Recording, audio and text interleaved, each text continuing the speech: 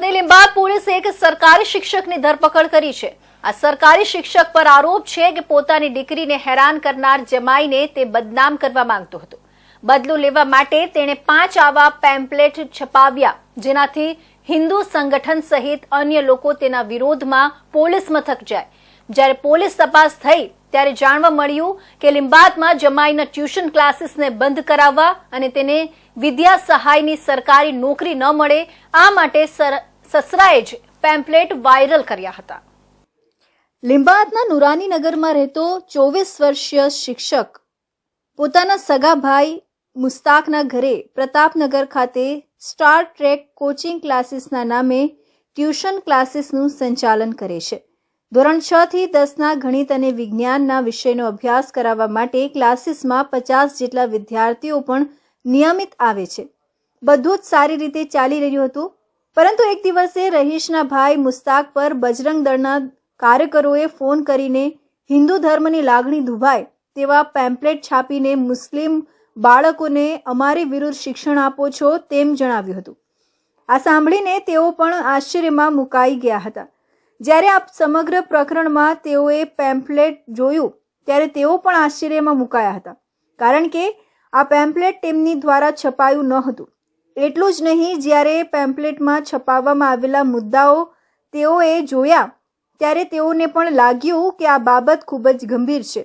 તેઓ પોતે police station પહોંચ્યા હતા। પેમ્પલેટ પર જે ફોન નંબર આપવામાં આવ્યા હતા તે પર્સનલ હોવાના કારણે તેમને આભાસ થઈ ગયું કે આમાં કોઈ પરિચિત વ્યક્તિ સંડોવાયેલો છે।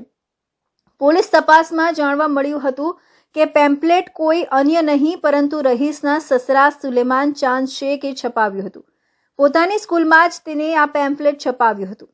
તપાસમાં જાણવા મળ્યું છે કે તે પહેલાથી જ પોતાના જમાઈને પસંદ કરતો ન હતો।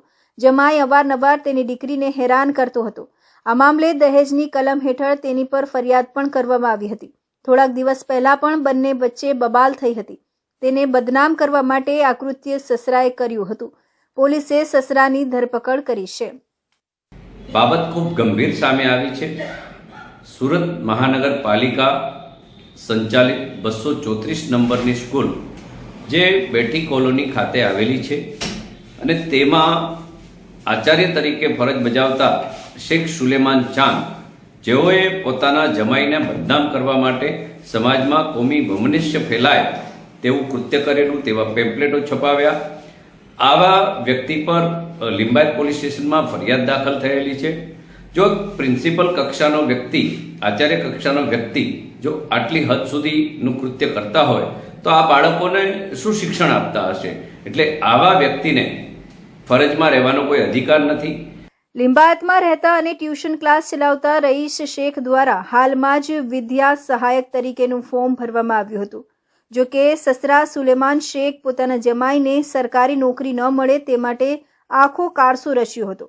સુલેમાન શેખ દ્વારા સોશિયલ મીડિયામાં વાયરલ કરવામાં આવેલા પેમ્પલેટમાં હિન્દુ મુસ્લિમ વચ્ચે દ્વેષભાવ વધવાની સાથે સાથે હિન્દુ સંગઠનો વિરુદ્ધ વાંધાજનક લખાણ લખવામાં આવ્યું હતું।